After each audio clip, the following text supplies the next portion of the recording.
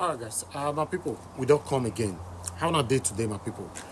Una no Scott Iguma, the same Scott who normally say P1 real estate company, P1 real estate company, P1 real estate company, that was arrested sometime about last week or 2 weeks ago, because he spent about a week plus, in detention, both prison and everything. He's out now. He came out to let us know what he passed through in the hands of Nigerian police. I have something to say, but let's watch this together, guys. P1 real estate company, real estate company that is selling seats to people instead of land to the general public. Before I explain the whole story of how I was arrested and remanded in the prison, firstly, to the Nigerian police. To the Nigerian police. Now, this is how everything happened. So, like you all know, I've been calling out P1 for the past 2 months. So, initially, when I started calling out P1, I was about a month into the call out. So, P1 never reached out to me. P1 has never reached out to me. They've never reached out to me. So, I was first of all invited by the Deputy Commissioner of Police, Yaba Panti, and you can see the invitation. And this invitation was sent to me on the 5th of June. 5th of June, 2025. You can see the invitation there. I was invited to come to the DCP's office on Tuesday, the 10th of June, 2025. You can see the invitation. This was the first invitation I got from the Nigerian police, from the DCP Yaba Panti, Lagos. So I went on that very day. I met with the police, and when I got there, they took me to the DCP office. I was inside the DCP office. Then I saw some people from P1. Then the DCP asked me to sit down. I sat down. Then the DCP asked me if I know these people. I said I don't know them. So it was the DCP who told me that they are from P1.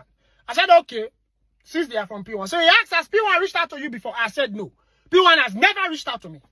And that was the exact truth. So the first time P1 reached out to me was at the DCP office, Yaba Panti, police station. So the DCP, he made a statement that they are respecting me. Otherwise, maybe they would have even, arrested me even before I come here. I said, why you go arrest me? And I said, okay, that what's the matter? What's going on? That they said I'm calling them out, that they've shown him some of the videos and all that. So I said, yes, that this is what is going on. I even showed him that SEC. I said, even SEC has called these people a fraudulent Ponzi scheme. So we spoke and spoke. Then he said I should try and settle with them. I said, okay, no problem. But before we say anything, before we settle anything, the chairman of P1, Dr. Augustine, needs to be present in that meeting if we are going to discuss anything. Then the lawyer to the chairman to P1, Bernard Oniga, made a statement, and he said, I am not powerful enough to have a meeting with the chairman. That was his exact statement. So I said, okay, no problem. So we left. I went home. I was granted administrative bail. And I left and I went home with my people that came with me, because I came with my brother and I also came with a lawyer.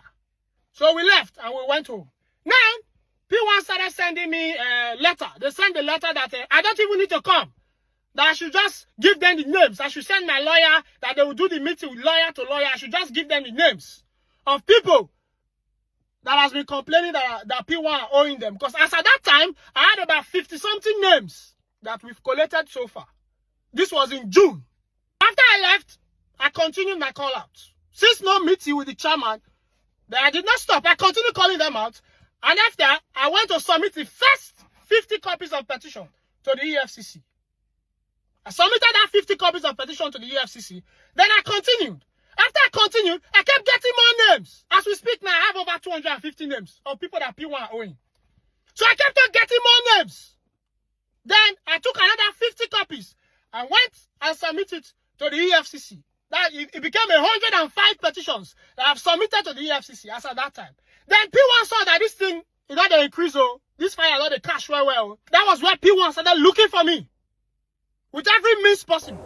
So in July, this very same month, July, as at earlier on this month, around July 2nd, 4th, 5th, around that time, the EFCC sent a message to my lawyer that he should bring witness of people who P1 has defrauded. You should bring them to the EFCC. And the date that they're supposed to bring these people was Wednesday, 9th of July.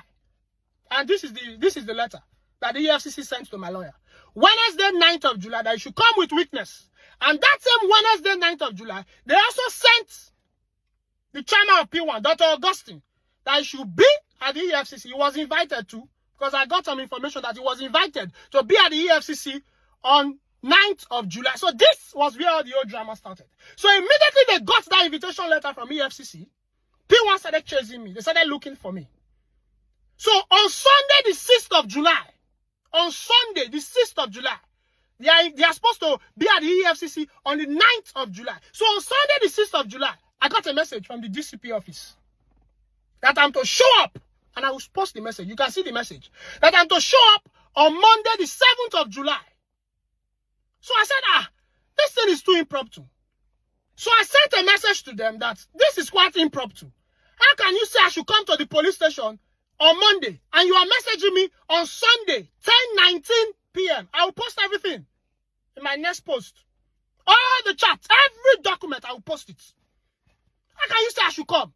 So they said, okay, if I cannot come on Monday, the 7th of July, I should come on Tuesday, the 8th of July. I also said it is impromptu. And I told them I will come on the 14th of July, which is Monday. They did not say anything.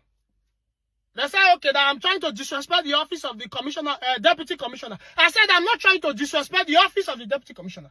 I will not be available. This meeting is impromptu.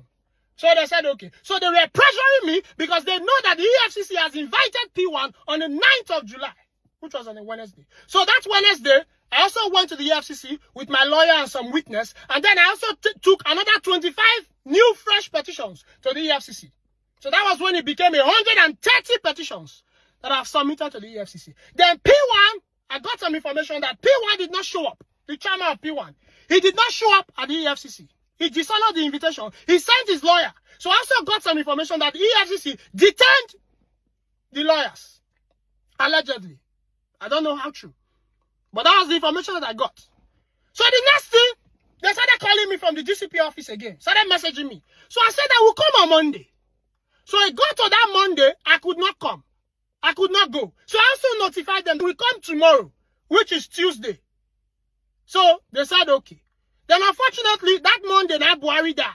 That was when they brought Buhari. So Tuesday was public holiday. So I also messaged them that I'm getting information that Tuesday is public holiday. That they should confirm that if it's public holiday, I will come on Wednesday. So they confirmed from the DCP office that Tuesday was, I will post all the chats.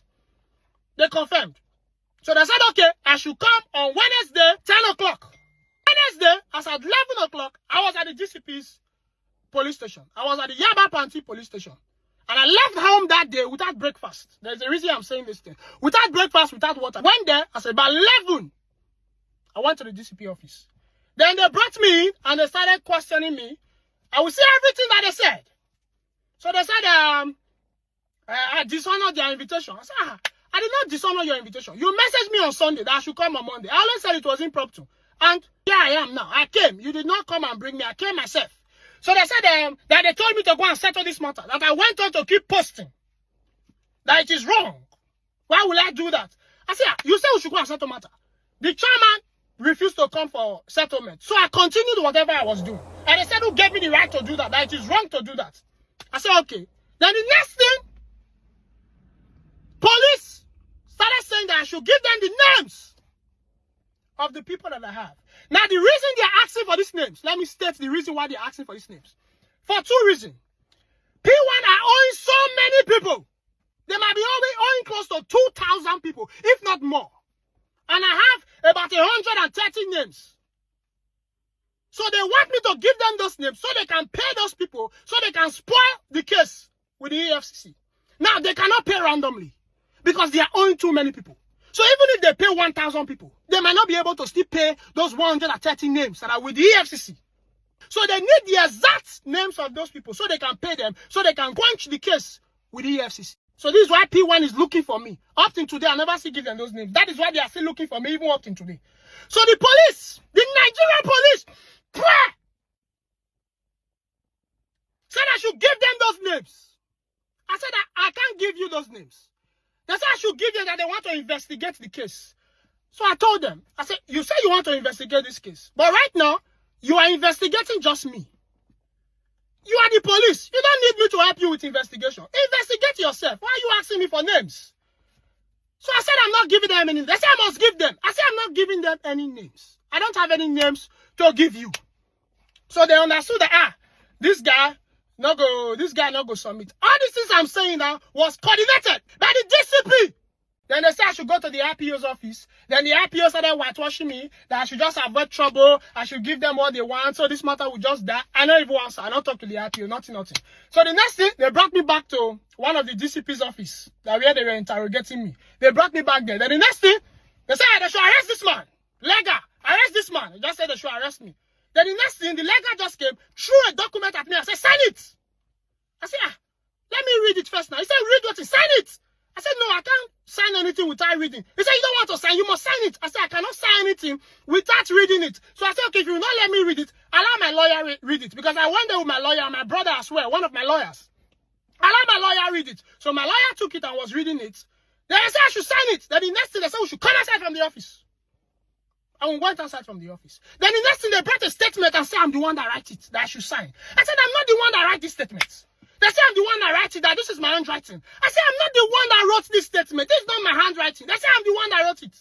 My lawyer kept on telling them, you calm down, let's read this thing. He said he's not the one that wrote it. And then they found out that I'm not the one that wrote what they said I should write. So they said we should sign it. My lawyer said, I said, okay, you wait. Let my lawyer finish reading before I sign anything. So I said, okay, more not worry. Carry me, go arrest. Sure you want to arrest me? Take me to the cell. Just allow my lawyer read. I will sign later when he finish reading. So they took me to the counter. So I should off my cap, my earring, my wristwatch, my shoe. And the next thing, they threw me inside the cell. That was it. That was how I was locked up. And this was Wednesday the 16th of July. And I left home that day without breakfast, without food or water. And I was arrested by the police as at around 2. That was when they detained me and arrested me and threw me inside the cell. Now, this was what happened inside the cell. So I was inside the cell. As at about 5, I'm stating all these things for some reasons. So you know how the Nigerian police humiliated me. They treated me like a criminal. So I was inside the cell at about 5 p.m. I called for all those old seafood that they sell. I called him. He came. The old seafood came. Let me say I call him. He came. He wanted to buy food for people who are inside the cell. So he came, collected money from everybody. I also gave him money. I gave him 2,000. I said, you should buy me 1 Nutri-Milk, 1 bread, and bottle of water. Because I've not eaten throughout that day. This was around 5. He took my money. He took every other person's money. He left. He came back. He brought food for every other person. He did not bring what I asked him to buy for me. So I asked him, how far now? What I said you buy for me? He said he did come. This was around after 5.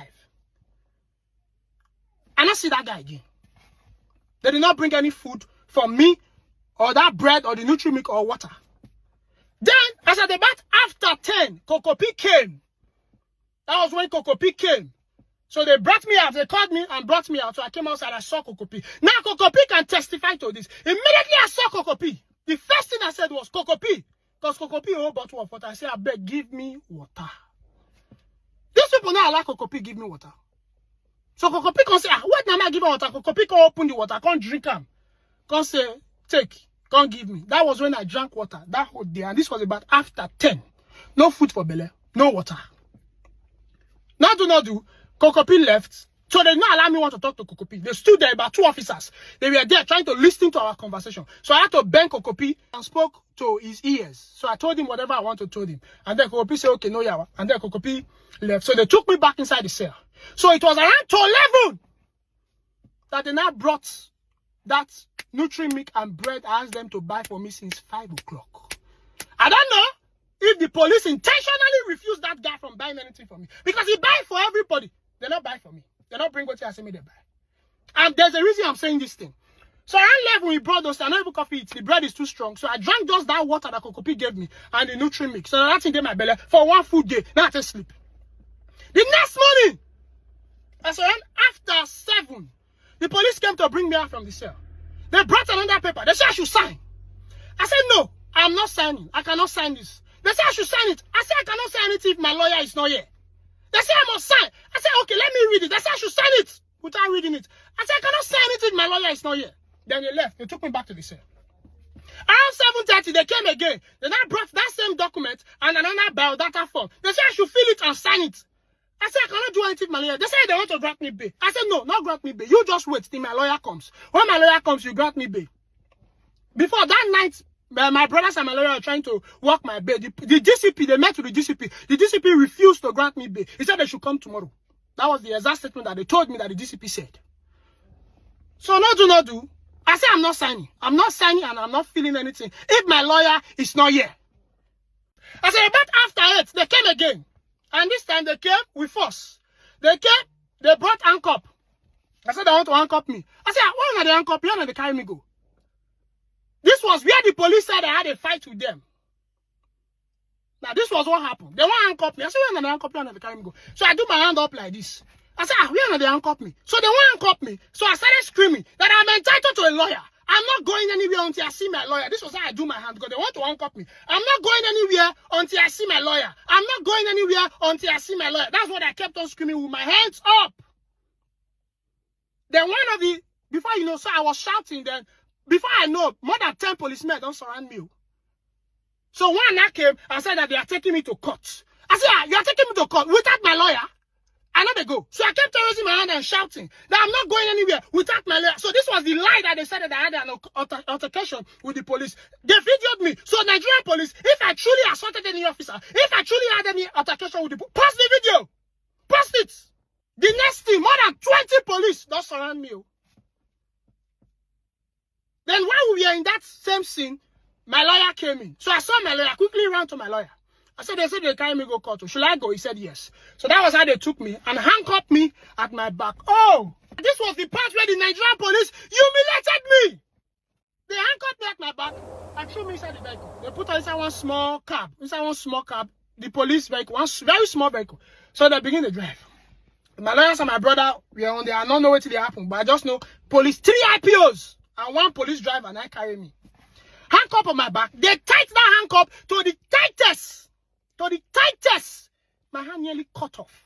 And the police were intentionally driving rough, driving speed. So making a drive speed, the whole break. The more the handcuff, they tight, and they tied me from my back. I did like this. I had to sit down in between the chair because 1 IPO there right, 1 IPO there left, 1 IPO there the front of the car, then driver, they are there middle. So I rest like this. So they kept on driving intentionally. From Yaba Panti, before we got to High Court, I was screaming. I was crying. I was begging the Nigerian police to please remove that handcuff and chain me on the front. They refused. These people not green. I was in severe pain. You not do. My hand gushed out blood. My hand cut. Look at it. Look at some of the bruises.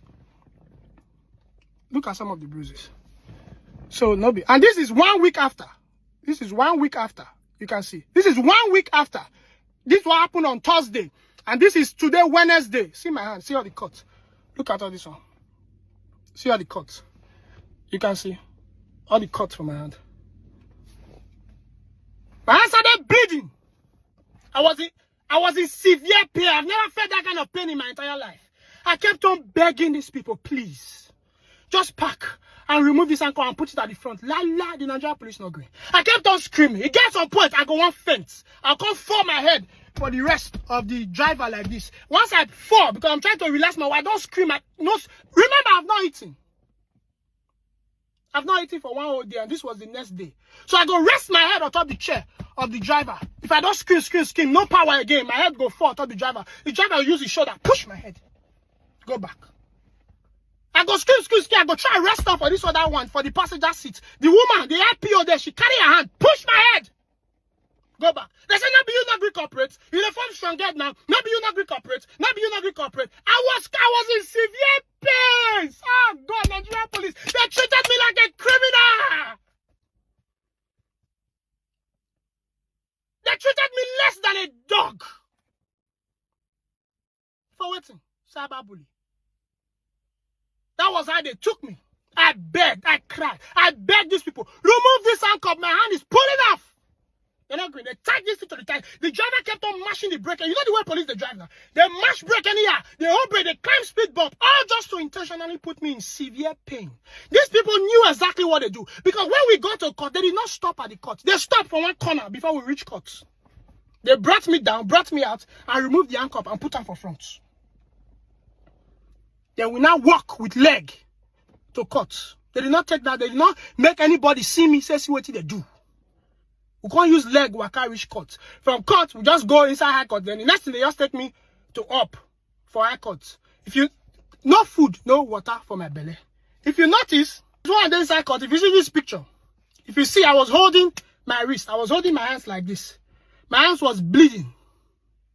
I hold my hand like this. If you see that picture, all the things that they talk for there, I know every day listening, I know every day here, because I was without strength, I was without food, I was without water for a whole day into the next day. And they give me that severe pain for more than 30-something minutes journey from Yaba Panti to Federal High Court. So they finished that court process and they said I have to wait inside the court till court go finish. So it took about after 2 before they come finish. They said that they work my arrest paper and all that. They granted me bail, but no bail application because they did everything fast. The police lied in court. They said I came to court. I came to prison around 5. They said I fought with police. That was what they lied. They lied all those things. So as I'm about after 3 or to 2 or to 3 or thereabouts, we were about going out because not only me, my brother and my lawyer, they left and they were working some processes. So it was me and 2 of the IPOs. I was even remain inside the court. So as I stand up, I nearly one collapse. One of the registrar inside the court, she ran to me and said, "Alleged, take water." Nigerians, lo and behold, police no allow me drink that water. I hold water with handcuff for me. No, allow me drink this water. I can move, oh. You want me to lose my job? I can move, oh. Please leave this place, oh. They no allow me drink that water. I was about collapsing. No food for my belly for 2 days. With that severe pain that they made me went through. That's why they took me to the prison custody. And that was it. As about after 4, my brothers and my lawyer could not come. I don't know all the things we had to go do. So they came. That was when I ate for 2 days. I said, but after 4 was when I ate food for 2 days. And that was how I was taken to Ikoyi Correctional Center and spent 4 days. I was taken to a correctional center. I got there about after 5 on Thursday till Monday until I was released. So now to P1. Everything that they do for the past 2 months, an introduction. Now that case starts. No negotiation. It's not a trend. It's a movement. You see, just 2 days ago here, the same police officers, Nigerians, were speaking for them. They were protesting over how they've been maltreated, how they've been paying a peanut over 20, 30 years of service and all that. And I can also remember that I played those videos on my platform to speak for them. How Omoyele Sowore also came out, to join them on that particular protest, how Nigerian police are being underpaid. Now, when they are facing their issues, Nigerians always stand by them. But when an individuals are facing anything in Nigeria, Nigerian police will join anybody to maltreat you. It's very, very unfortunate. Yes, we live in a country where anybody can use police to intimidate anybody as long as you have the money. I'm looking for the day this whole thing will stop. I believe you are touched by the story of this, our brother, Scott Iguma. What do I know? This is NAIJA Watch Media. Join us every day, 7 p.m. Nigerian time. Let's continue to talk about the things that's affecting you and I. Take care, guys, and bye for now.